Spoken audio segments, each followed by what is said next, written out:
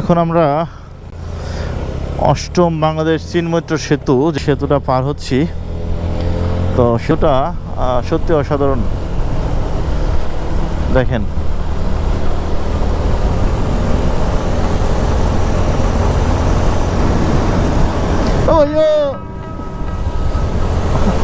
আমার ভাই আছে পাশে, এই যে আগে চালা যাচ্ছে।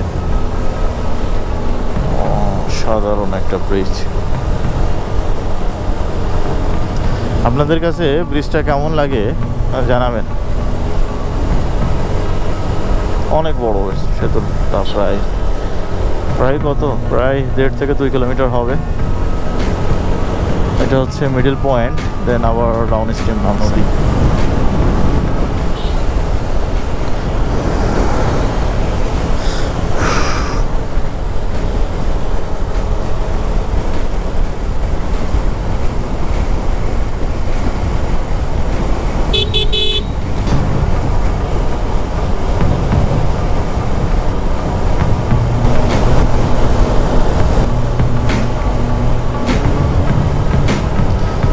আমরা অষ্টম বাংলাদেশ চীন মৈত্র সেতু পার হলাম।